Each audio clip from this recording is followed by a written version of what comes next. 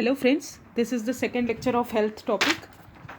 The topic I hope आपने वो जो पहला वाला लेक्चर था वो देख लिया होगा जिसमें मैंने बैक्टीरियल और वायरस डिसीज़ कवर की थी. बट अभी क्या है, अब इसके बाद जो इम्पोर्टेंट है कि इसमें बहुत सारी कोविड-19 की जो भी चीज़ें हैं वो इस वाले टॉपिक में दी हुई हैं. तो आप इतना ज़रूरी नहीं है क्योंकि एक कोविड-19 जो है वो सभी बच्चों को पता होगा. अभी तो फ़िलहाल इतना न्यूज़ में है तो आप उस पर ज़्यादा ना भी ध्यान दे सकते हैं. बट एक बार रीड आउट कर लीजिए जो कि मतलब अगर आए उससे रिलेटेड कोई टर्म तो आपको पता होना चाहिए. बट जनरली मेरे हिसाब से मैं जितना जानती हूँ कि जो भी बहुत न्यूज़ में होता है वो जनरली नहीं पूछते हैं. तो आप एक बार फिर भी रीड आउट ज़रूर कर लीजिएगा क्योंकि वो मे भी आ सकता है कभी कभार. बिकॉज वी नेवर नो ना यूपीएससी के बारे में, तो यूपीएससी कुछ भी पूछ सकते हैं. तो so you just see the trends कि उस साल बहुत ज़्यादा अगर न्यूज़ में है कोई चीज़ तो अगर पूछा है कि नहीं पूछा है then you should go for it, otherwise you can leave it also. So now come to the covid. The topic is covid therapies and anti microbial resistance. So I hope you know about anti microbial resistance. तो anti microbial resistance क्या होते हैं? जब कोई भी micro organism है, for example bacteria, fungi and parasites और ये सब, जब भी हम एंटी माइक्रोबियल ड्रग देते हैं किसी भी पर्सन को तो ये माइक्रो ऑर्गेनिज्म जो है चेंज हो जाते हैं, एक्सपोज्ड हो जाते हैं to the anti microbial drugs. तो उसे हम बोलते हैं एएमआर. ठीक है, माइक्रो ऑर्गेनिज्म जो डेवलप होते हैं एएमआर डेवलप करते हैं एएमआर, वो जनरली समटाइम्स उसको क्या बोला जाता है, सुपर बग्स भी बोला जाता है जब माइक्रो ऑर्गेनिज्म डेवलप होते हैं. ठीक है, तो AMR happens when microorganisms such as bacteria, fungi and all change when are exposed to the antimicrobial drugs. ठीक है, वो चेंज अपना फॉर्म चेंज करते हैं, उन्हें हम माइक्रो AMR बोलते हैं. जनरली मेडिसिन्स जो होती हैं उस टाइम पे इफ़ेक्टिव नहीं होती, काम नहीं करती ज़्यादा अच्छे से और हमारे बॉडी को इन्फेक्शन कर देती हैं. ठीक है, AMR जो होता है नेचुरली ओवर अ टाइम होता है. बट क्या होता है, बहुत ज़्यादा मिसयूज़ करने से जो भी हम एंटी माइक्रोबियल ड्रग्स जो यूज़ करते हैं हम बहुत सारे, तो उसके कारण भी हमको AMR कॉज होता है. ठीक है, तो रीजंस फॉर AMR क्या क्या होते हैं? ओवर यूज़ और under use and miss use of medicine. Obviously हम जाते हैं, हमको पता नहीं होता हमारे बॉडी में क्या चल रहा है और हम जाके एक मेडिकल स्टोर से कोई भी दवाई लाते हैं और खा लेते हैं जिसके कारण हमको मतलब इफ़ेक्ट करती है. फॉर एग्जांपल हम पेन किलर्स हम जनरली बहुत ज़्यादा खाते हैं जिसके कारण वो हमें इन्फेक्ट बहुत करती हैं. देन ड्रग की क्वालिटी अगर अच्छी नहीं हो, ठीक है, पुअर क्वालिटी हो. जनरली हर आप देखे होंगे कि अलग अलग ब्रांड्स के ड्रग्स मिलते हैं. सेम ड्रग जो है अलग अलग ब्रांड्स के मिलते हैं. सॉरी, जो पुअर क्वालिटी ड्रग्स होते हैं तो वो जनरली हमारे बॉडी को इन्फेक्ट करते हैं. ठीक है, सर्विलेंस मैकेनिज्म नहीं है क्योंकि आप जैसे आपने देखा कि बिना डॉक्टर के प्रिस्क्रिप्शन के आप जाके ले सकते हैं ड्रग्स. तो ये हो गया. और सब थेरेप्टिक डोजेस जो होते हैं एंटीबायोटिक्स के, जो एनिमल रियरिंग में एनिमल के लिए यूज़ होते हैं, वो भी ह्यूमन्स में इन्फेक्ट करते हैं कि एज एन आप मीट प्रोडक्ट और डेयरी प्रोडक्ट तो लेते ही हैं. दूसरा है poor infection prevention and control. ठीक है, इनका इन्फेक्शन और प्रिवेंशन और कंट्रोल जो है वो पुअर है. अब ये न्यूज़ में क्यों था? तो अभी कंसर्न रेज किए गए हैं कि जो बैक्टीरियल रेस्पिरेटरी इन्फेक्शन हो रहे हैं हॉस्पिटल्स में जो भी रह रहे हैं उनको बैक्टीरिया इन्फेक्ट कर रहा है बिकॉज ऑफ कोविड-19 पेशेंट्स जो हैं जो उनको थेरेपीज़ दे रही हैं, कहीं ना कहीं उनका बैक्टीरिया जो है वो लोगों को इन्फेक्ट कर रहा है. क्योंकि वहाँ पे आप जब कोविड-19 पर्सन को ट्रीट करते हो तो आप कुछ ना कुछ कहीं ना कहीं फेंक देते हो, तो जिसके कारण और भी पेशेंट जो रहते हैं वहाँ पे उनको इन्फेक्ट कर रहा है. ठीक है, now come to the what is One Health Global Leaders on Antimicrobial Resistance. ये किसने लॉन्च किया है? Food agriculture organisation WHO and world organisation for animal health. ये 3 ऑर्गेनाइजेशन ने मिलकर लॉन्च किया है. कौन सी? Food agriculture organisation, world organisation for animal health and world health organisation. ये क्या करती है? हमको रिकमेंड करती है कि हमको जो है हमको प्रायोरिटाइज़ करना चाहिए कि हम जो एंटी माइक्रोबियल रेसिस्टेंस हैं हम उसको लेकर हमको प्रायोरिटाइज़ करना चाहिए. बेस्ट प्रैक्टिसेस एनहांस करनी चाहिए at the global level, regional level and national level. ठीक है, it is created in response of किसकी रिकमेंडेशन में क्रिएट किया गया है? Inter agency coordination group on AMR. उनकी उसमें किया है. ये जो है पॉलिसीज़ और लेजिस्लेशन के साथ वर्क करती है जो कि मैन्युफैक्चर, डिस्ट्रीब्यूशन और सेल जो है हर सेक्टर में एंटी माइक्रोबियल ड्रग का चेक करती है, ठीक है। तो this is called one health global group for anti microbial resistance. Now let's come to the initiative of World health Organization to address AMR। सबसे पहला है global anti microbial resistance surveillance system, ठीक है। ये क्या है, सब स्टैंडर्ड अप्रोच है जो कि हमको क्या बताएगा, एनालाइज करवाएगा, कलेक्ट करेगा, जो भी डेटा है वो शेयर करेगा eight a global level regarding anti microbial resistance. Aware tool पिछले साल बहुत ज़्यादा न्यूज़ में था, पिछले साल भी साइंस एंड टेक्नोलॉजी बुक में था और इस बार भी है। तो अवेयर टूल जो है वो WHO का है। इसमें क्या है, जो भी WHO ने क्या किया है कि गाइड किया है पॉलिसी मेकर्स को और हेल्थ वर्कर्स को कि आप जो बायोटिक्स हैं उसको सेफली यूज़ करिए। और उसने उसको 3 ग्रुप में डिवाइड किया है। पहला है एक्सेस, दूसरा है वॉच एंड तीसरा है रिजर्व। एक्सेस में क्या करना है कि आपको एक्सेस करना है एंटीबायोटिक्स जो कॉमन ट्रीटमेंट हो, ठीक है, use to treat common and serious infection. दूसरा करना है वॉच करना है एंटीबायोटिक्स जो है हर टाइम अवेलेबल रहें हेल्थ सिस्टम में, बट रिजर्व करना है एज अ लास्ट रिजॉर्ट ही आप इसको यूज़ करें। तो एक्सेस और वॉच जो है प्रमोट कर रहा है, बट रिजर्व क्या कर रहा है कि आप एक लास्ट उसमें रिजॉर्ट में ही यूज़ करें एंटीबायोटिक्स और उनका प्रिजर्वेशन जो है उनको भी रिजर्व करें, ठीक है।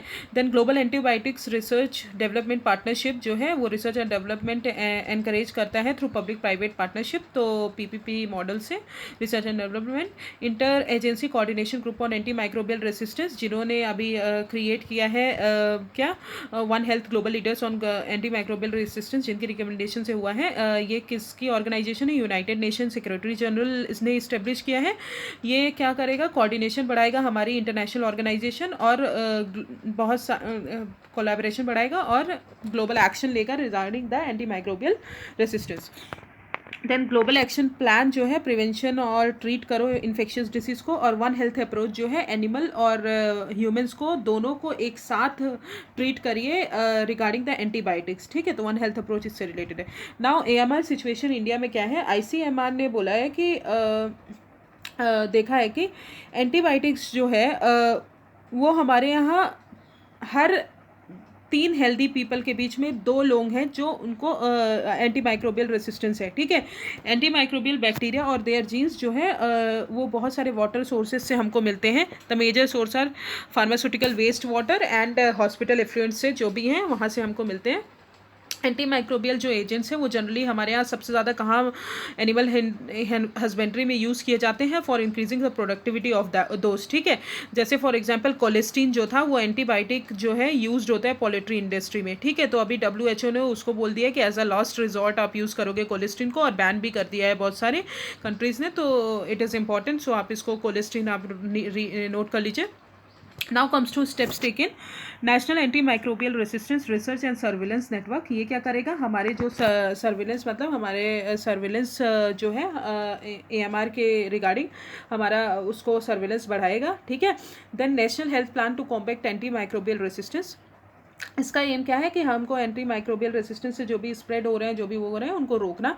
रेड लाइन कैंपेन जो है एंटीबायोटिक्स पैकेजिंग के लिए किया गया है कि आप जो रेड लाइन ड्रग्स होते हैं उनका अगर रेड लाइन कैंपेन है तो रेड लाइन है तो मतलब वो as a last resort use करना है या फिर जो प्रेस्क्रिप्शंस के साथ यूज़ करना है, ठीक है। ड्रग एंड कॉस्मेटिक रूल्स 1945 में अमेंड किया गया है 2013 में। उसमें न्यू शेड्यूल अमेंड करके डाला गया है, H1 शेड्यूल जिसे बोलते हैं, जिसमें भी जो भी ड्रग सोल्ड होंगे वो प्रिस्क्रिप्शन से ही सोल्ड होंगे और उसमें रेड लाइन बना होगा तभी कोई मेडिकल स्टोर जाके दे सकते हैं। अगर प्रिस्क्रिप्शन में लिखा है वो ड्रग तभी मिलेगा, वरना आपको वो ड्रग बिना प्रिस्क्रिप्शन के नहीं मिलेगा। तो this is called H1 schedule जो भी वो हुआ है, ठीक है। तो AMR हो गया। AMR से रिलेटेड ऑर्गेनाइजेशन क्या है, WHO के क्या है, and what are India's situation, ठीक है। Now come to the plasma bank. Plasma bank समझने से पहले व्हाट इज़ प्लाज्मा। प्लाज्मा जो होता है ये लिक्विड पोर्शन होता है ब्लड का। ब्लड में 4 पोर्शन होते हैं, पहला होता है प्लाज्मा, दूसरा होता है प्लेटलेट्स, तीसरा होता है रेड ब्लड सेल और चौथा होता है वाइट ब्लड सेल। तो जो लिक्विड पोर्शन होता है, लिक्विड येलो पोर्शन होता है, that is called plasma. Plasma क्या करता है, न्यूट्रिएंट्स, प्रोटीन और हार्मोन्स जो है हमारे बॉडी में ट्रांसपोर्ट करता है, ठीक है। ये 55% जो होता है ब्लड का वॉल्यूम ये प्लाज्मा कॉन्स्टिट्यूट करता है।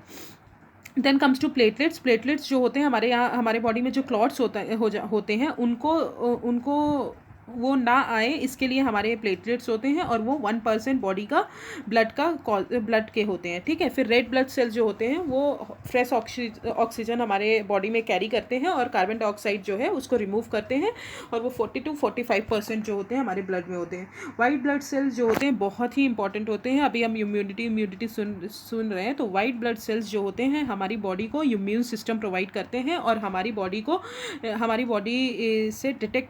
बॉडी में डिटेक्ट करते हैं वायरस जो भी एंटर हुआ है और बैक्टीरिया एंटर हुआ है। तो there are 5 major types of white blood cells, but ये जो है 1% से कम रहते हैं ब्लड में, इसलिए हम लोग ज़्यादा लोग इम्यूनिटी पे फोकस करते हैं कि इम्यूनिटी बढ़ी रहे, ठीक है। Now come to the plasma bank. Plasma is मैंने आपको समझा दिया। अभी क्या है न्यूज़ में क्यों है, पहली बार इंडिया में दिल्ली गवर्नमेंट ने प्लाज्मा बैंक स्टेब्लिश किया है for treating the covid patient. अब प्लाज्मा बैंक होता क्या है? प्लाज्मा बैंक जो सेटअप किया है उन्होंने institute of liver and biliary science में ही सेटअप किया है, और जो कि गवर्नमेंट हॉस्पिटल्स और प्राइवेट हॉस्पिटल्स को अवेलेबल होंगे। प्लाज्मा बैंक एक ब्लड बैंक है, जैसे हम ब्लड इकट्ठा करते हैं ब्लड बैंक में, वैसे ही प्लाज्मा इकट्ठा करते हैं ब्लड बैंक में, उनको ट्रीट करने के लिए, स्पेसिफिकली उनको ट्रीट करने के लिए जो कोविड-19 से सफ़र कर रहे हैं, ठीक है। आइडिया क्या है कि हमको प्लाज्मा बैंक कैसे हमको बनाना है, हमको एक्सट्रैक्ट करना है, हमको क्या करना है, प्लाज्मा जो है, जो रिकवर्ड पेशेंट है, जो कोविड-19 से रिकवर हो चुके हैं, उनके बॉडी से हमको प्लाज्मा लेना है और उसको स्टोर करना है और उनको देना है जिनको कोविड-19 से जो सफ़र कर रहे हैं। तो ये है मतलब, जो रिकवर पेशेंट हो चुके हैं उनसे हमको प्लाज्मा लेना है और जो सफ़र कर रहे हैं कोविड-19 से वहाँ पे हमको उनको देना है, ठीक है। Delhi using convalescent plasma therapy as an experimental treatment that doctors are using for people with severe corona virus, ठीक है। अब आते हैं कोवैलेसेंट जो थेरेपी होती है, प्लाज्मा थेरेपी, वो क्या होती है। ये क्या होता है, ये हमारी बॉडी में it make to use antibodies developed in recover patient, ठीक है। जो भी रिकवर्ड पेशेंट है उसका एंटीबॉडीज़ जो उसमें डेवलप होती हैं अगेंस्ट कोरोना वायरस, उसे बोलते हैं कोवैलेसेंट। तो होल प्लाज्मा जो है, होल प्लाज्मा और उन पर्सन से लिया जाता है, और प्लाज्मा जो है बहुत इल जो पर्सन है, पेशेंट है, उनमें जो है क्या किया जाता है, इंजेक्ट किया जाता है, सो दैट एंटीबॉडीज़ जो है ट्रांसफ़र हो जाए और उसके इम्यूनिटी को बूस्ट करे to fight against the virus. Either a blood fractionational process is used to separate the plasma from the donated person, और स्पेशल मशीन्स जो हैं आप यूज़ करते हैं to extract plasma directly from the donor, ठीक है। तो this is called convalescent plasma therapy and plasma bank, okay. Now comes to the anti microbial chemical triclosan, ठीक है। अभी रीसेंट स्टडी हमको पता चली है कि ट्रिक्लोसन जो है न्यूरोलॉजिकल इम्पैक्ट करता है हमारी बॉडी में, ठीक है। नर्वस सिस्टम को हमारे डैमेज करता है, न्यूरॉन्स को, ठीक है। ट्रिक्लोसन होता क्या है? ट्रिक्लोसन जो है ये एंटी माइक्रोबियल केमिकल्स है जो कि क्या करता है, शेल्फ लाइफ इंक्रीज करता है कुछ प्रोडक्ट्स की। फॉर एग्जांपल जो डिटर्जेंट हो गए, सोप्स हो गए, कॉस्मेटिक्स हो गए, पर्सनल केयर प्रोडक्ट हो गए, इनमें ये ऐड किया जाता है to increasing the self life of that. तो ये जो है अभी क्या है कि हमारे बॉडी में न्यूरोटॉक्सिक इफेक्ट्स कर रहा है, डैमेज कर रहा है न्यूरॉन्स को, तो ये है। Then US food and drug administration ने पार्शली बैन कर दिया है इसको यूज़ करने से, और इंडिया के पास ऐसा कोई रेगुलेशन नहीं है कि ये ट्रिक्लोसन को यूज़ बैन करे, ठीक है। तो India lacks any such regulation, okay. Now come to कोविड-19 related infection in development. So आप लोग इसको एक बार रीड आउट कर लीजिए, बट सम टॉपिक्स जो भी हैं वो मैं बता दे रही हूँ आपको। For example the first topic is कोविड-19 रिलेटेड इन्वेंशंस में antisera is like a blood sera, जैसे ब्लड बैंक होता है और ये सब होते हैं, जो क्या करेगा, एंटीबॉडीज़ कंटेन करेगा against a antigen and antibodies मैंने तब पढ़ाया था जब आपको मैसेंजर RNA वैक्सीन पढ़ाई थी सेकेंड लेक्चर में। उसमें मैंने बताया था कि एंटीबॉडीज़ जो होती हैं वो हमारी बॉडीज़ जनरेट करती हैं, और एंटीजन जो होता है वो फॉरेन एंटीजन जो हमारी बॉडी को इफेक्ट करता है। तो ठीक है, एंटीसेरा जो है वो ब्लड सेरा है जो कि एंटीबॉडीज़ कंटेन करता है अगेंस्ट अ एंटीजन, ठीक है।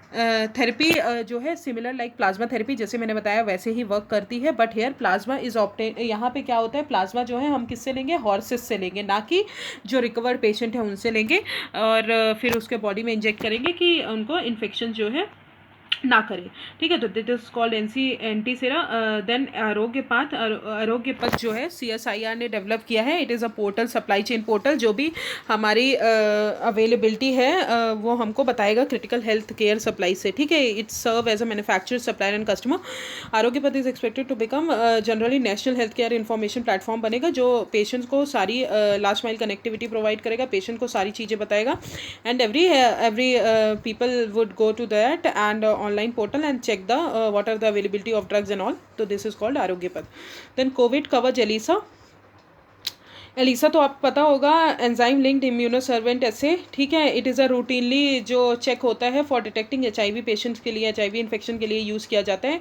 ये क्या करता है, एंटीबॉडीज़ मेजर करता है हमारे ब्लड में। तो कोविड कवच जो है एक इंडिया का first indigenously developed antibodies detection test है, जो कि किसके लिए है, COVID-19 के लिए। ऑब्वियसली कोविड दिखा है तो COVID-19 के लिए, ठीक है। ये क्या करेगा, इम्यूनोग्लोबिन G एंटीबॉडीज़ हमारे ब्लड सैंपल्स में डिटेक्ट करेगा, और बहुत सारे सैंपल्स एक ही साथ ले सकता है 2.5 आवर्स के अंदर, ठीक है। तो दैट इज़ कॉल्ड कोविड कवच एलिसा। कोविरैप जो है एक डोमेस्टिक मशीन है, डायग्नोस्टिक मशीन है COVID-19 की, जो कि IIT खड़गपुर ने डेवलप किया है। ये जनरली बहुत कम कॉस्ट में बनी हुई है, और बहुत कम कॉस्ट में ये इसकी किट्स जो आती हैं, टेस्ट किट्स जो आती हैं, बहुत कम कॉस्ट की आती हैं, अनलाइक RT-PCR में जिसमें ये बहुत ज़्यादा कॉस्ट लगता है। कोविरैप जो होता है बहुत कम इक्विपमेंट यूज़ करता है, और जनरली आप रूरल एरियाज़ में यूज़ करते हैं। जो पुअर पीपल हैं, जो जिनके पास पैसे नहीं है, तो वो जनरली इसको अफोर्ड कर सकते हैं। तो कोविरैप इसलिए डेवलप किया है। It is a diagnostic machine. Then ECOVSense, it is a biosensor जो है किसने डेवलप किया है, national institute of animal biotechnology and Hyderabad ने, जो कि क्या डिटेक्ट करेगा, कोरोना वायरस डिटेक्ट करेगा इन सलाइवा सैंपल्स, ठीक है। जो भी सलाइवा सैंपल्स हैं आपके, उसमें देख गए। बायोसेंसर्स जो होता है एक डिवाइस होता है जो कि यूज़ करता है क्या, living organism of biochemical molecules to detect the antibodies and to detect the chemicals. Then comes to the project card किसने लॉन्च किया है, NITI Aayog and department of biotechnology ने लॉन्च किया है, कि इंडिया की कैपेसिटी बढ़े to corona virus testing kits ज़्यादा बढ़ा सके, ठीक है। इंडिया जो है कोरोना वायरस टेस्टिंग किट्स ज़्यादा बढ़ा सके। इसमें क्या करेंगे, प्राइवेट कंपनीज़ जो हैं वो एंटीबॉडी टेस्ट किट्स बनाएंगी और सपोर्ट करेंगी अदर एजेंसीज़ को फॉर मैन्युफैक्चरिंग द किट्स। तो प्रोजेक्ट कार्ड किसका है, NITI Aayog and department of biotechnology for developing of corona virus testing kits. Then Cobas 6800 testing machine, it is a fully automated high end machine है, जो कि RT-PCR perform करेगी, testing perform करेगी। फिर COVID-19 question machines जो है वो कंटामिनेशन कम करेगी, क्योंकि जनरली होता है RT-PCR टेस्ट में कभी कभार हम एक का टेस्ट करते हैं तो दूसरे को पॉजिटिव दिखा देते हैं, तो ये मिनिमाइज़ करेगी कंटामिनेशन और इन्फेक्शंस, ठीक है। ये पैथोजेंस, अदर पैथोजेंस भी डिटेक्ट करेगी, for example hepatitis, viral, HIV and etcetera. Now come to the compendium of Indian technology for combating COVID-19, tracking, testing and treating. ये क्या करेगा, इन्फॉर्मेशन कैरी करेगा regarding the COVID-19 related technologies in under 3 T's के अंदर, trekking, testing and treating के अंदर, ठीक है। ये किसने प्रिपेयर किया है, national research development corporation. National research development corporation जो है 1953 में बनी थी, 53 में बनी थी, जिसका ऑब्जेक्टिव था कि आप टेक्नोलॉजीज कमर्शलाइज मतलब बढ़ाओ, कि मार्केट में अवेलेबल हो, लोग खरीद सकें एंड ऑल। तो ये किसके अंदर वर्क करती है, department of scientific and industrial research के अंदर वर्क करती है, ठीक है। Now come to the Dhruv defence research ultraviolet sanitiser. ये जनरली अल्ट्रावायलेट कैबिनेट सिस्टम है, जिसमें जो किसको सैनिटाइज करेंगे, इलेक्ट्रॉनिक गैजेट्स हो गए, करेंसी नोट्स हो गए, पेपर्स हो गए, इनको सैनिटाइज करेगी। किसने बनाया, Hyderabad based DRDO lab research emirate. फिर माइक्रोवेव स्टेरिलाइज़र अतुल्य है, ये किसने बनाया है, DRDO ने सपोर्ट किया है बनाने के लिए, कि COVID-19 जो वायरस है उसको डिसइंटीग्रेट करना है, मतलब उसको छोटे छोटे वायरस डिसइंटीग्रेट करना है, ठीक है। डिसइंटीग्रेट मतलब किसी चीज़ को कम करना और धीरे धीरे उनको कम करना, ठीक है। तो वायरस जो है कैसे डिसइंटीग्रेट करेंगे, वो क्या करेंगे, हीट करेंगे उस वायरस को at a range of 56 to 60 degree Celsius temperature. ये जनरली नॉन मेटेलिक ऑब्जेक्ट्स के लिए ही यूज़ कर सकते हैं, ठीक है।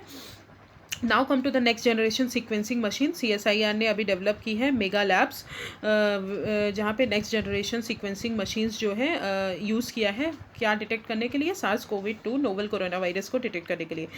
तो नेक्स्ट जनरेशन सीक्वेंसिंग मशीन जो होती है, ये डीएनए सीक्वेंसिंग मशीन होती है, टेक्नोलॉजी होती है जो एंटायर ह्यूमन का जो डीएनए होता है उसको सीक्वेंस कर लेती है एट अ सिंगल डे। ठीक है, तो एनजीएस मशीन जो है वो क्या करेगी, हमारे वायरस को, हमारे वायरस प्रेजेंट है बॉडी में कि नहीं प्रेजेंट है वो देखेगी और इवोल्यूशनरी हिस्ट्री बताएगी वायरस की, म्यूटेशन कैसे हुआ and all. Then come to the portable UV light device to kill corona virus. जब मैंने मैसेंजर आरएनए वैक्सीन, जब मैंने डीएनए टेक्नोलॉजी पढ़ाया था तो उसमें मैंने बताया था कि कोरोना वायरस जो है टेम्परेचर से डिस्ट्रॉय टेम्परेचर से डिस्ट्रॉय नहीं, एज एन टेम्परेचर में मतलब गर्म पानी एंड ऑल ये सब पीना चाहिए, तो इसके कारण हमको ज़्यादा फ़ायदा होगा, हम ज़्यादा इम्यूनिटी हमारी बिल्ड होगी। तो रिसेंट रिसर्चर्स ने अभी देखा कि ultraviolet light emitting hand held and portable device जो है वो कोरोना वायरस को ख़त्म कर रहे हैं। अल्ट्रावायलेट रेडिएशन जो होती है 200 से 300 नैनोमीटर रेंज होता है जो कि वायरस को डिस्ट्रॉय कर रही हैं और उसको रेप्लिकेट करने से रोक रही है। ठीक है, यूवी रेडिएशन का वेवलेंथ कितना होता है 100 to 400 नैनोमीटर, जो कि हायर फ्रीक्वेंसी होती है, लोअर वेवलेंथ होता है। ठीक है, the recently discovered device use material called strontium niobate use कर रही है जो कि डेवलप करेगा यूवी लाइट एमिटिंग डायोड्स जो कि पोर्टेबल होगा, एनर्जी एफिशिएंट होगा। ठीक है, ये सिर्फ कहाँ पे यूज़ कर सकते हो, पब्लिक स्पेसेस में यूज़ कर सकते हैं, ह्यूमन स्किन में यूज़ नहीं करते क्योंकि ह्यूमन स्किन जो है यूवी रेस से डिस्ट्रॉय होती है, तो इसलिए हम ह्यूमन स्किन्स में नहीं यूज़ करते, पब्लिक स्पेसेस में यूज़ कर सकते हैं। ठीक है, disinfect public spaces, for example park वगैरह में हो गया, ठीक है, किसी कंपनीज़ में हो गया, आप बड़ी बड़ी बिल्डिंग्स में हो गए, वहाँ पे आप इसको वो कर सकते हो। Then LAMP is what, reverse transcriptase loop mediated isothermal amplification technology. जब मैंने ट्रांसक्रिप्शन पढ़ाया था तो ट्रांसक्रिप्शन में मैंने बताया था कि डीएनए जो है आरएनए में चेंज होता है, that is called transcription, and reverse transcription क्या हो जाएगा, जब आरएनए डीएनए में चेंज होगा, that is called reverse transcription. ठीक है, तो लैम्प टेक्नोलॉजी जो है अभी रिसेंटली वैलिडेट की गई है Indian council for medical research. ये क्या है, न्यू टेक्नोलॉजी है कोविड-19 को डिटेक्ट करने के लिए। ठीक है, और इसका एडवांटेज है ओवर द आरटीपीसीआर टेस्ट, क्योंकि ये क्या करेगा, आरटीपीसीआर जो होता है वो डिफरेंट टेम्परेचर्स में मेजर करता है, बट आरटी लैम्प जो होता है technology done at 65 degree Celsius. ठीक है, तो इस पर ये कांस्टेंट टेम्परेचर पे मेजर करेगा। व्हेन टाटा एमडी चेक, ये low cost paper based test strip है फॉर डिटेक्टिंग कोविड-19। It is a world's first viral diagnostic kit for Feluda CRISPR-Cas9। CRISPR-Cas9 आपको पता होगा, it is a gene editing tool जिसमें क्या करते हैं, एक क्रिस्पर जो होता है वो आइडेंटिफाई करता है कौन सा डीएनए हमको वो करता है वो, और Cas9 जो है उसको कट करता है, एज अ सीजर की तरह एक्ट करता है और वहाँ पे दूसरा जीन प्लेस करता है, तो that is called CRISPR-Cas9।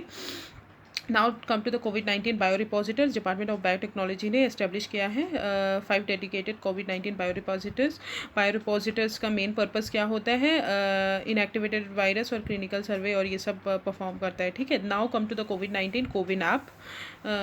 CoWIN app किसने डेवलप किया है, मिनिस्ट्री ऑफ हेल्थ ने डेवलप किया है टू मॉनिटर और ट्रैक द कोविड-19 के जो बेनिफिशरीज हैं लिस्टेड हैं उनको ट्रैक करने के लिए। ये रियल टाइम इन्फॉर्मेशन बताता है हमारे वैक्सीन्स के स्टोरेज का, कितना हमारा वैक्सीन का स्टोरेज है, कितना टेम्परेचर है, etcetera. There is 5 modules of CoWIN app, administrator, registration, vaccination and beneficiary acknowledgement and report. Now India कोविड-19 emergency response and health system, it is किसका प्रोजेक्ट है, World bank and Asian Infrastructure Bank जो है अभी finance किया है इस project को। इंडिया का प्रोजेक्ट है कि to help India to tackle the कोविड-19 पैंडेमिक। ठीक है, कोविड-19 का पैंडेमिक को टैकल करने के लिए ये world bank and ASEAN infrastructure investment bank ने बोला है, जिसमें उन्होंने 1.5 बिलियन नेक्स्ट 4 ईयर्स में प्रोवाइड किया है इंडिया को फॉर कोविड-19 ट्रीटमेंट के लिए। ठीक है, स्ट्रेंथनिंग प्रोजेक्ट किसने लॉन्च किया है, की इम्प्लीमेंटेशन एजेंसीज के, स्ट्रेंथनिंग मतलब पेशेंट को स्ट्रेंथन करना और ऑल, ये किसने लॉन्च किया है, ministry of health, family welfare, national centre for disease control and Indian council for medical research, ministry of railway. Okay, now come to the iGOT platform, integrated government online training platform. It is a training module है जहाँ पे हम किसको, front line workers जो हैं उनको training provide करेंगे, capacity build करेंगे कि वो जो है हैंडल कर सके पेंडेमिक सिचुएशन को बहुत अच्छे तरीके से। इट मिनिस्ट्री ऑफ एजुकेशन जो है वो दीक्षा पोर्टल के अंदर प्लेटफॉर्म के अंदर इसको लॉन्च किया है। प्लेटफॉर्म जो है ट्रेनिंग फ्लेक्सिबल टाइम पे प्रोवाइड करेगा और ऑन साइट बेसिस पे प्रोवाइड करेगा। फिर लेटेंट वायरल इन्फेक्शन जो होता है, it is an inactive viral infection और डॉर्मेंट होता है। ये जनरली इन्फेक्ट करता है जो पहले होस्ट है हमारा, जो पहले कभी वायरस इफेक्ट किया हो तो उनको इन्फेक्ट करता है, and occur when primary infection is not clear by adaptive immune system. ठीक है, ये जनरली अपोज करते हैं active infection though where the virus is actively replicating and potentially causing symptoms. ठीक है, एक्टिवली ये नहीं करता, ये पैसिव वायरस पे इन्फेक्ट करता है एंड ऑल। ठीक है, then sero survey is like testing blood serum group blood serum in a group of individuals. ठीक है, बहुत सारे इंडिविजुअल्स को उनमें सेरो सर्वे कंडक्ट करना। ये क्या करेगा, कोविड-19 को मॉनिटर करेगा और कम्युनिटी ट्रांसमिशन बताएगा कि कितना हो रहा है नहीं हो रहा है। इट इज़ ICMR और national centre for disease control ने लॉन्च किया है इन कोलैबोरेशन। ठीक है, agencies use RT-PCR and ELISA antibody kits use करेंगे फॉर दिस सर्वे। ठीक है, सॉलिडारिटी ट्रायल किसका है, WHO का है। अभी रिसेंटली जोधपुर, अहमदाबाद, चेन्नई और भोपाल जो है 4 कोविड-19 ट्रीटमेंट सेंटर्स जो हैं उनको अप्रूवल मिल गया है कि वो पार्ट किस में ले सकते हैं, सॉलिडेरिटी ट्रायल होता है WHO का, उसमें पार्ट ले सकते हैं। सॉलिडेरिटी ट्रायल क्या होता है, एक मल्टी कंट्री क्लिनिकल स्टडी होती है फॉर पोटेंशियल ट्रीटमेंट ऑफ कोविड-19। ठीक है, मल्टी कंट्री क्लिनिकल स्टडी है कोविड-19 को ट्रीट करने के लिए, जो कि WHO ने 2020 में बनाया था। ठीक है, इसमें क्या होगा, बहुत सारे पेशेंट्स को एनरोल किया जाएगा मल्टीपल कंट्रीज से, और ये डिसीज़ कैसे इफेक्ट हो रही है और कैसे पेशेंट सर्वाइव कर रहे हैं, तो ये सब इंफॉर्मेशन बताएगा। Solidarity trial will test 4 different drugs और कॉम्बिनेशन। तो पहले है रेमडेसिविर, फिर lopinavir and ritonavir, chloroquinine and hydroxy chloroquinine. तो दीज आर द ड्रग्स जो उसके अंदर आते हैं। फिर गावी अलायंस, गावी जो है इंटरनेशनल पब्लिक प्राइवेट पार्टनरशिप है ग्लोबल हेल्थ के रिगार्डिंग। ठीक है, ये भी यही है कि आपको ड्रग की अवेलेबिलिटी बताए। ठीक है, और under use vaccine for children living in the world's poorest countries. ठीक है, अभी जो है इंडिया, ये क्यों न्यूज़ में, क्योंकि इंडिया के यूनियन हेल्थ मिनिस्टर जो है वो नॉमिनेटेड हुए हैं for the board of Gavi. It helps vaccinate half the world's children against deadly disease. ठीक है, तो ये वैक्सीनेशन करता है वर्ल्ड चिल्ड्रन को। Gavi alliance partners include UNICEF, WHO, world bank and Bill and Melinda Gates foundation. ठीक है, अभी 15 मिलियन जो है गावी ने ग्लोबल वैक्सीन अलायंस में इंडिया ने प्लेज किया है। Operation warp speed, it is a private public partnership है। ठीक है, US ने लॉन्च किया है कि आप एक्सेलरेट करो डेवलपमेंट किसका, वैक्सीन्स का, टेस्ट का, डायग्नोस्टिक का रिगार्डिंग कोविड-19। Team Halo initiative United Nation ने लॉन्च किया है कि जो भी कोविड-19 वैक्सीन के खिलाफ जो भी अफवाहें उड़ रही हैं कि वो ख़राब है, उसको नहीं लगवाना चाहिए और ये सब, तो इसके खिलाफ लॉन्च किया है। सोशल मीडिया में एक कैंपेन है, counter the misinformation about कोविड-19 vaccine in India. Over 22 scientist have joined the initiative. ठीक है, यूनिसेफ ने to lead the global procurement supply of कोविड-19। यूनिसेफ ने अभी कोवैक्स फैसिलिटी के बिहाफ में प्रोक्योरमेंट किया है बहुत सारा कोविड-19 का, जो कि सपोर्ट करेंगे। ठीक है, कोवैक्स जो है ग्लोबल इनिशिएटिव है to ensure that global vaccine जो है वो अवेलेबल हो world wide, lower income countries को और सारी कंट्रीज़ को। ठीक है, तो दिस इज कॉल्ड कोविड-19 से रिलेटेड जो भी न्यूज़ में थी, तो ये आप एक बार और पढ़ लीजिएगा तो आपको याद हो जाएंगी। ठीक है, now come to the alternative medicine. Parliament ने ये न्यूज़ में क्यों है, ऑल्टरनेटिव मेडिसिन जो है, पार्लियामेंट ने अभी 3 बिल पास किए हैं ऑल्टरनेटिव मेडिसिन के रिगार्डिंग। लाइक फर्स्ट है national commission for Indian system medicine act 2020, national commission for homoeopathy act 2020 and the institute of teaching and research in Ayurveda act 2020। तो सबसे पहले हम समझ लेते हैं ऑल्टरनेटिव मेडिसिन क्या होती है। हम जनरली क्या यूज़ करते हैं, एलोपैथी की मेडिसिन यूज़ करते हैं, राइट। जो भी हमारी ड्रग्स होते हैं ये सब यूज़ करते हैं। ऑल्टरनेटिव मेडिसिन क्या होती है, वो प्रैक्टिस होती है जो कि जो हम होम्योपैथी मेडिसिन हो गई, हमारी आयुर्वेदिक मेडिसिन हो गई, हम उनको यूज़ करें as an alternative regarding every disease. ठीक है, हर डिसीज़ के रिगार्डिंग हम वो यूज़ करें, तो उसको हम बोलते हैं alternative medicine system in India.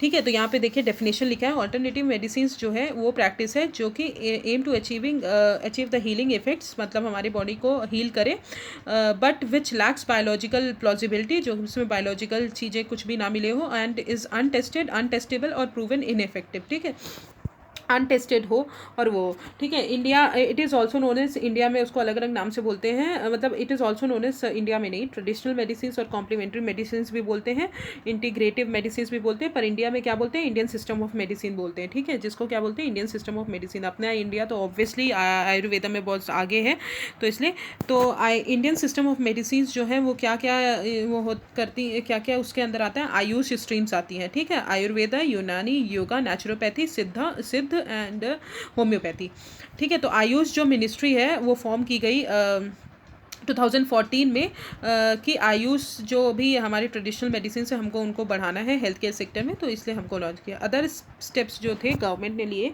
To promote the Indian system of medicine, centrally sponsored scheme launch की उन्होंने, नेशनल आयुष मिशन, जिसमें उन्होंने आयुष को उसके अंदर नेशनल हेल्थ मिशन के अंदर प्रायोरिटी दी कि आप उसको भी यूज़ करें। फिर मिनिस्ट्री ऑफ आयुष ने country to country MOUs sign किए, ठीक है, ट्रेडिशनल मेडिसिन से रिलेटेड। फिर अंडर द आयुष्मान भारत के अंदर भी 10% जो सब सेंटर्स हैं वो भी हेल्थ और वेलनेस सेंटर्स जो हैं उनमें भी मिनिस्ट्री ऑफ आयुष जो है अपना पार्ट रोल प्रोवाइड करेगी, ठीक है, तो provide comprehensive health care to needy community. I hope I have clear about alternative medicines. Now let's come to the act. What are the 3 acts they had passed? The National Commission for Indian System of Medicine Act 2020. ठीक है, this is the first act. What are the key provisions of the act? The first provision is act ने Indian medicine central council act 1970 होता है, उसको repeal कर दिया है, उसको ख़त्म कर दिया है, और उन्होंने मेडिकल एजुकेशन सिस्टम प्रोवाइड किया है कि आप एडिक्वेट और हाई क्वालिटी प्रोफेशनल्स जो हैं इंडियन सिस्टम ऑफ मेडिसिन में लाएं, ठीक है, मेडिकल रिसर्च बढ़ाएं और पीरियोडिक असेसमेंट करें सारे मेडिकल इंस्टीट्यूशन का रिगार्डिंग ग्रीवांस रिड्रेसल मैकेनिज्म, ठीक है। क्या national commission for Indian system of medicine and state medical council जो है कॉन्स्टिट्यूट करना है, स्टेब्लिश करना है, उसके अंदर तीन ऑटोनोमस बोर्ड आएंगे, ठीक है। उनका पहला ऑटोनोमस बोर्ड है board of Ayurveda and board of Unani Siddha and Sowa Rigpa, the medical assessment and rating board for Indian system of medicine and the ethics and medical registration board. Okay, now come to the advisory council of Indian system of medicine, जो कि कौन appoint करेगा? Central government constitute करेगी। ये क्या करेगी? इसका main function है कि जितने भी ग्रीवांसेस है regarding the Ayurveda and all, जो भी स्टेट गवर्नमेंट और यूटीज करती हैं वो इसी पोर्टल इन्हीं में परफॉर्म करेंगे, इन्हीं में वो सारे ग्रीवांसेस बताएंगी। फर्दर काउंसिल जो है एडवाइस भी करेगा NCISM को regarding the medical education and all. फिर एंट्रेंस एग्जाम होगा, एक common national eligibility cum entrance test होगा जिसको नीट बोलते हैं। नीट टेस्ट होगा फॉर अंडर ग्रेजुएट स्टूडेंट को कि वो मेडिकल इंस्टीट्यूशन में एडमिशन ले सके। फिर नेशनल एग्जिट टेस्ट होगा, क्योंकि उनको जब भी वो अंडर ग्रेजुएट और PG क्वालिफाई कर देंगे तो एग्जिट टेस्ट में उनको लाइसेंस मिलेगा कि वो मेडिकल प्रैक्टिस करने के लिए अवेलेबल है। और नेशनल एंट्रेंस टेस्ट भी होगा फॉर PG के लिए भी होगा, ठीक है। तो आप ये अच्छे से याद कर लीजिए कि जो नीट होगा वो UG के एडमिशन के लिए होगा और नेशनल एंट्रेंस टेस्ट होगा PG के एडमिशन के लिए होगा। और नेक्स्ट जो होगा, जब आप पूरे पढ़ाई कर लेंगे तो आपको लाइसेंस प्रोवाइड करने के लिए कि आप अब मेडिकल प्रैक्टिस कर सकते हैं, तो नेशनल एग्जिट टेस्ट उसके लिए होगा, ठीक है। और नेशनल टीचर एलिजिबिलिटी टेस्ट भी होगा पोस्ट ग्रेजुएट स्टूडेंट के लिए कि इंडियन सिस्टम मेडिसिन में डिसिप्लिन एक प्रोवाइड करें और प्रोफेशंस जो है टीचिंग का पर्टिकुलर डिसिप्लिन से रहे, ठीक है। Then come to the second act, national commission for homoeopathy act 2020। Act ने क्या रिपील किया है? होम्योपैथी सेंट्रल काउंसिल एक्ट 1973 जो बना था उसको रिपील करके 2020 का एक्ट बनाया, जिसमें मेडिकल एजुकेशन प्रोवाइड किए हैं regarding the high quality this जैसे उसमें कॉन्स्टिट्यूट किया था, ऐसे इस एक्ट के अंदर national commission for homoeopathy and state medical council जो है होम्योपैथी के लिए कॉन्स्टिट्यूट किया गया है। उनके फंक्शन सेम है जैसे उनके थे। ऑटोनॉमस बोर्ड इनके अंदर 3 बने हैं, homoeopathy education board, medical assessment and rating board for homoeopathy and ethics and medical registration board. Advisory council for homoeopathy जैसे उस एक्ट में था, entrance exam PG UG and all, licence provide करने के, नेशनल टीचर एलिजिबिलिटी टेस्ट तो same उन्हीं के exam same जैसा है। Appeals on the matters related to professional and ethical misconduct, जो स्टेट मेडिकल काउंसिल है और board of ethics medical registration है होम्योपैथी के, उनको पावर है कि वो डिसिप्लिनरी एक्शन ले सकते हैं अगेंस्ट कोई मेडिकल प्रैक्टिशनर के अगेंस्ट, और उसमें पेनल्टी इशू कर सकते हैं, इम्पोजिंग मॉनेटरी जो पेनल्टी है वो भी इशू कर सकते हैं अगर मेडिकल प्रैक्टिशनर है जो है वो उनके डिसीजन से नहीं खुश है तो वो अपील कहाँ कर सकता है, एनसीएच में अपील कर सकता है, नेशनल कमीशन फॉर होम्योपैथी में अपील कर सकता है। अगर अगर उनसे भी नहीं खुश है तो वो सेंट्रल गवर्नमेंट में अपील कर सकता है against the national commission for homoeopathy. ठीक है, तो this is called second act. Then comes to the third act, the institute teaching and research in Ayurveda act 2020। ये क्या करेगा, इस एक्ट ने क्या किया है, 3 जो इंस्टीट्यूट है आयुर्वेदा के उनको मर्ज करके एक इंस्टीट्यूट बनाया है, institute for teaching and research in Ayurveda. ठीक है, सारे इंस्टीट्यूट को, जो 3 इंस्टीट्यूट थे उनको मर्ज करके उन्होंने बनाया है institute of teaching and research in Ayurveda. ये कहाँ पे इस्टेब्लिश किए हैं, गुजरात जामनगर में, और उसको इंस्टीट्यूशन ऑफ नेशनल इम्पोर्टेंस भी मिला है। ठीक है, तो 3 जो इंस्टीट्यूशन है वो कौन कौन से हैं, the institute of post graduate teaching, ठीक है, द श्री गुलाब कुंवरबा आयुर्वेद महाविद्यालय Jamnagar and the Indian institute of Ayurveda pharmaceutical science Jamnagar. ठीक है, कंपोजिशन क्या होगा इंस्टीट्यूट का, इंस्टीट्यूट जो है 15 मेंबर्स कॉन्स्टिट्यूट करेगा, मिनिस्टर ऑफ आयुष भी होंगे, डायरेक्टर जनरल्स होंगे, central council for research Ayurveda के होंगे, 3 एक्सपर्ट्स आयुर्वेदा में जो भी हैं वो होंगे, और 3 मेंबर्स ऑफ पार्लियामेंट भी होंगे। ठीक है, now come to the institute of national importance. Institute of national importance ministry of education जो बताती है, वो जो पब्लिक हायर एजुकेशन इंस्टीट्यूशन होते हैं उनको दिया जाता है, जो एक पाइवटल रोल प्ले करते हैं रिगार्डिंग द बहुत हाई स्किल प्रोफेशनल वो डेवलप करते हैं इंडिया में। ठीक है, इसलिए उनको Indian institute of national importance दिया जाता है। ये स्टेटस कौन ग्रांट करता है, पार्लियामेंट ग्रांट करती है। याद रखिए, Indian institute of national importance status कौन देता है, पार्लियामेंट देती है। 159 इंस्टीट्यूट को दिया गया है।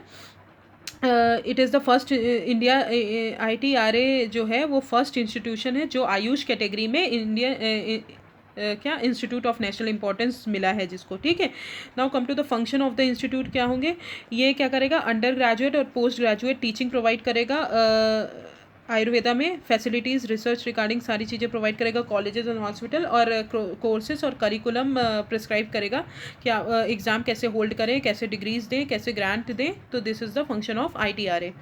Now come to the other news, assisted reproductive technology. It is very important.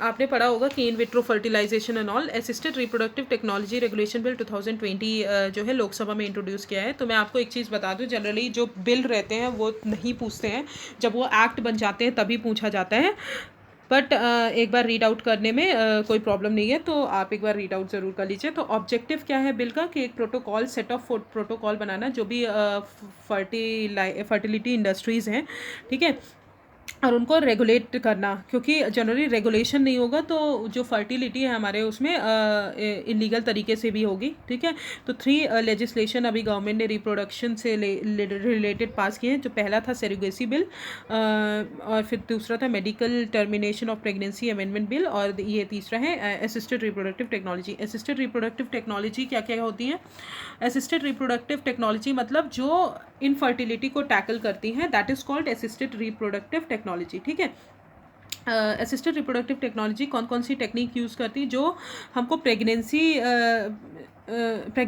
जो लेडीज़ हैं वो प्रेग्नेंट हो सकें बाय हैंडलिंग अ स्पर्म और octet outside the human body. ठीक है, बिना अगर लेडीज़ के अंदर कोई प्रॉब्लम है या जेंट्स के अंदर प्रॉब्लम है, तो आप आउटसाइड द बॉडी लैब के अंदर आप कुछ ऐसा फर्टिलाइजेशन प्रोसेस करें, और उसके बाद आप जो विमेन है उनके वूम में डाल सकें, जिसके कारण उनको एक बेबी हो सके, वो प्रेग्नेंट हो सके। तो this is called assisted reproductive technology, transferring and gamete और embryo into the reproductive system of women. ठीक है, एग्जांपल्स क्या हैं, ART सर्विसेज के स्पर्म डोनेशन, ठीक है, in vitro fertilisation, gas gestational surrogacy and ART services provided कहाँ से होते हैं, ART क्लिनिक से और ART बैंक से। ART क्लिनिक्स क्या होते हैं, जहाँ पे ट्रीटमेंट और प्रोसीजर्स प्रोवाइड करते थे। बैंक्स क्या होते हैं, जहाँ पे स्टोर किया जाता है और सप्लाई किया जाता है गैमेट्स। ठीक है, तो दिस इज ठीक। देन टाइप्स ऑफ ARTs क्या क्या होती हैं, इन विट्रो फर्टिलाइजेशन होता है, जो कहाँ पे होता है, वुमेन से हम एग लेंगे और मैन का स्पर्म लेंगे, जो कि लेबोरेटरी में हम उसको फर्टिलाइज करेंगे और वुमेन के यूट्रस में डाल देंगे, उसको बोलते हैं एम्ब्रियो ट्रांसफ़र। ठीक है, फिर गैमेट इंट्रा फैलोपियन ट्रांसफ़र कहते हैं, मैन का स्पर्म लेंगे और वुमेन का एग लेंगे, उनको कंबाइन करेंगे लैब में, और एग जो है इम्प्लांट करेंगे फैलोपियन ट्यूब के अंदर और उसको फर्टिलाइजेशन के लिए रखेंगे, और उस फर्टिलाइजेशन जो है वो कहाँ के, वुमेन के बॉडी में होगा। फिर इंट्रा यूट्रिन और इंसेमिनेशन क्या होता है, ऑल्सो कॉल्ड आर्टिफिशियल इंसेमिनेशन। ये क्या करता है, जो हमारा मेल पार्टनर है और जो कि डोनर है, ठीक है, उनका स्पर्म लेंगे और वुमेन के यूट्रस में डालेंगे, जब हाँ, जो गर्ल्स को पीरियड्स होते हैं, ओव्यूलेशन पीरियड्स होते हैं, उनके पहले, before the time of ovulation by a long narrow tube, तो उसके पहले डालेंगे, तो उससे जो होता है उसको बोलते हैं इंट्रा यूट्राइन इंसेमिनेशन। फिर gestational surrogacy, in this embryo जो होता है इन विट्रो फर्टिलाइजेशन से हम क्रिएट करते हैं using egg and sperm of an intended parents और डोनर्स। ठीक है, पेरेंट्स से हम जो भी एग लेते हैं और डोनर से भी जो भी हम स्पर्म लेते हैं, जो पेरेंट्स के अलावा कोई एक पर्सन होगा उसको हम डोनर की तरह डोनर जो होगा, जो अपना एग या जो भी स्पर्म देगा, उसको ट्रांसफ़र करते हैं किसमें, सैरोगेट मदर के अंदर, एंड चाइल्ड जो होगा वो not a biologically related to surrogate mother. ठीक है, तो जो सैरोगेट मदर होगी उसमें हम ट्रांसफ़र करेंगे, जो भी हमको अपना एग सेल प्रोवाइड करेगी, तो जो भी बायोलॉजिकल चाइल्ड होगा वो सैरोगेट मदर का नहीं होगा, वो किसका होगा, जो पेरेंट्स थे उनका ही होगा। ठीक है, तो अब रेगुलेशन क्या क्या है, बिल में क्या क्या हमको प्रोविजंस दिए हुए, regulation of ART clinics and banks. तो सबसे पहले एआरटी क्लिनिक्स जो हैं, बैंक है, रजिस्टर्ड होने चाहिए नेशनल रजिस्ट्री ऑफ बैंक्स और क्लिनिक्स में। ठीक है, गैमेट डोनेशन, सप्लाई और ऑफरिंग एआरटी सर्विसेज जो है प्रिस्क्राइब्ड होनी चाहिए। जो चाइल्ड बॉर्न होगा वो बायोलॉजिकल चाइल्ड होगा कमिश्निंग कपल का, जिन्होंने अपना एक सैरोगेट मदर हायर की है जो उसके लिए, तो वो उनका ही बच्चा होगा, सैरोगेट मदर का बच्चा नहीं होगा, और डोनर का कोई भी पेरेंटल राइट नहीं होगा ओवर द चाइल्ड। ठीक है, then national and state board to regulate the ART, state board to regulate the ART services, national and state board create किए गए हैं, जो कि फॉर्मुलेशन पॉलिसीज़ का करेंगे, रिकमेंडेशन करेंगे। Then offences and penalties. ठीक है, ऑफेंसेस क्या है और पेनल्टीज़ क्या, ऑफेंसेस जब भी कोई चिल्ड्रन को एआरटी के थ्रू बॉर्न करके उनको छोड़ देगा उसके खिलाफ। ठीक है, सेलिंग और परचेसिंग और ये सब ह्यूमन एम्ब्रियोज में इन्वॉल्व होगा। ठीक है, using intermediates to obtain donors. ठीक है, एंड कमिश्निंग कपल जो है को एक्सप्लॉइट करेंगी, जो भी हमारी सैरोगेट मदर्स होते हैं, transferring human embryo into a male और एनिमल। तो ये सब ऑफेंसेस हैं और इन सब के अंदर पेनल्टीज़ भी मिलेंगी। तो I hope I have clear the ARTs and all. Now come to the human monoclonal antibodies. Recently हमने एंटीबॉडीज़ और एंटीजन में मैंने आपको डिफरेंस बता दिया। अब इसमें मोनोक्लोनल का मतलब है, मोनो का मतलब है यूनिक और सिर्फ एक सेल से, सिंगल सेल से, क्लोनल मतलब क्लोनिंग करना, और ह्यूमन के। ठीक है, तो मोनोक्लोनल जो एंटीबॉडीज़ होती हैं वो क्या होती है, मैनमेड प्रोटीन्स होती हैं, जो कि ह्यूमन के एंटीबॉडीज़ की तरह ही होती हैं इम्यून सिस्टम में। ठीक है, एंटीबॉडीज़ जो होती हैं वो प्रोटीन्स होते हैं जो हमारी बॉडी नेचुरली पैथोजन से फाइट करने के लिए जनरेट करती है। ठीक है, और जब वो उनको मैप कब बोला जाता है, मोनोक्लोनल एंटीबॉडीज़ कब बोला जाता है, जब वो एक हमारी आइडेंटिकल मतलब एक हमारी जो अलग जो सिंगल इम्यून सेल है वो प्रोड्यूस करे और वो क्लोन करे यूनिक पेरेंट सेल से। ठीक है, यूनिक जो उसका पेरेंट सेल है उससे क्लोन करे, तो उसको हम बोलते हैं मोनोक्लोनल एंटीबॉडीज़। ठीक है, जब हमारी सिंगल सेल जो होते हैं, सिंगल आइडेंटिकल इम्यून सेल्स जो होती हैं, वो प्रोड्यूस करें एंटीबॉडीज़ और वो क्लोन करें किससे, हमारी जो पेरेंट सेल है उससे क्लोन करें, तो that is called monoclonal antibodies. Unlike vaccine, it protects, जो पर्सन को प्रोटेक्ट करता है फ्यूचर इन्फेक्शन से प्रोटेक्ट करता है। ठीक है, antibodies help in treating infected patients from passive immunisation. ठीक है, 4 डिफरेंट वेज होते हैं मोनोक्लोनल एंटीबॉडीज़ के। पहला है म्यूरिन, जो कि कहाँ से, माउस के प्रोटीन से माउस का प्रोटीन होता है उससे। दूसरा है चिमरिक, जो कॉम्बिनेशन ऑफ माउस का प्रोटीन जो होता है और ह्यूमन का प्रोटीन होता है, उनसे बनता है। ह्यूमनाइज जो होते हैं, स्मॉल पार्ट ऑफ माउस का protein attach to human protein, उससे बनता है। ह्यूमन जो है फुली ह्यूमन के प्रोटीन से बनता है, दैट इज़ कॉल्ड ह्यूमन।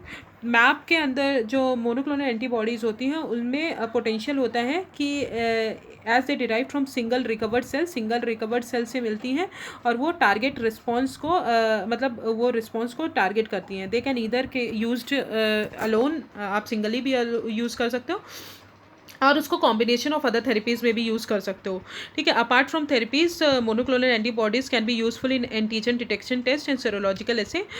ये नेचुरल एक्सटेंशन होता है कोवलेसेंट प्लाज्मा थेरेपी का, और in future it can replace also it, ठीक है। तो मोनोक्लोनल, क्योंकि ये एक ही सेल्स को इन्फेक्ट करेगा, जनरली हेल्दी होगा, दूसरे सेल्स को इन्फेक्ट नहीं करेगा, तो this is important. So now come to the why it is in news. CSIR ने अभी new millennium Indian technology leadership initiative के अंदर अप्रूव कर दिया है multi institutional project to develop monoclonal antibodies to neutralise SARS covid. Project का M क्या है कि MABs जो है सार्स कोविड-19 जो पेशेंट है from the convalescent phase of कोविड-19 patient and select high affinity and neutralising antibodies, ठीक है। तो this is called what is the new millennium Indian technology leadership initiative. ये जो है लार्जेस्ट पब्लिक प्राइवेट पार्टनरशिप है जो कि रिसर्च एंड इनोवेशन बढ़ाता है कंट्री में, ठीक है। CSIR ने इम्प्लीमेंट किया है। ये क्या करेगा, हमारे इंडिया की लीडरशिप बढ़ाएगा R&D रिसर्च एंड डेवलपमेंट में एट अ ग्लोबल लेवल, ठीक है। It has so far evolve 60 largely network project in diverse areas. Strategy जो अडॉप्ट की है, इसमें low investment high risk technologies हमको डेवलप करनी है।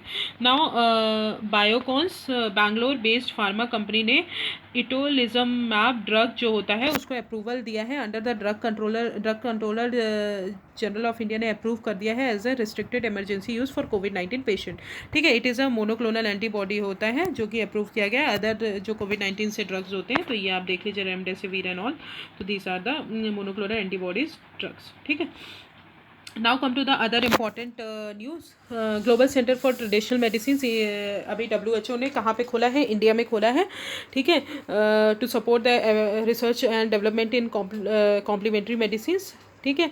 रोल ट्रेडिशनल मेडिसिन्स का ये क्या करेगा, एक्शन प्लान अभी लॉन्च किया है WHO ने कि ट्रेडिशनल मेडिसिन्स का, कि वो हमारे जो हेल्थ सेक्टर में है कंबाइन करके हमारे हेल्थ सेक्टर को और भी एनहांस करें, ठीक है। तो this is called global centre for traditional medicine. कहाँ पे खुला है, इंडिया में खुला है। किसने खोला है, WHO ने खोला है, ओके।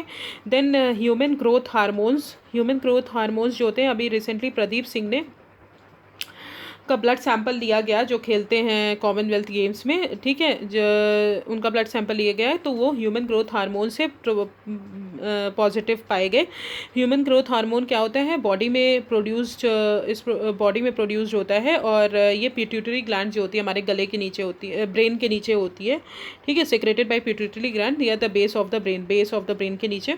तो HGS जो है वो क्या करती है, हेल्प इन जो हमारे डैमेज होते हैं उनको रिपेयर करती है मसल्स को।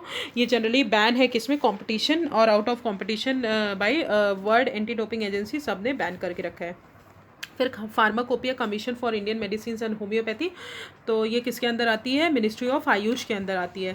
रिसेंटली कैबिनेट ने अप्रूव किया है reestablishment of this as a subordinate office under the ministry of AYUSH by merging it with pharmacopoeia laboratory for India medicine and homoeopathic pharmacopoeia laboratory, ठीक है, इसके साथ मर्ज करके। तो ये क्या है, ऑटोनोमस बॉडी है under the aegis of ministry of AYUSH. इसका मर्जर क्या है कि हमारा जो है एक जगह चीज़ें जो है आयुष से रिलेटेड, जो भी ट्रेडिशनल मेडिसिन है उससे रिलेटेड, उनका स्टैंडर्ड बढ़ाना, इंफ्रास्ट्रक्चर फैसिलिटीज़ बढ़ाना, ठीक है, क्वालिटी कंट्रोल करना, तो ये सब एक जगह पे रहेंगे तो हम ज़्यादा अच्छे से कर पाएंगे।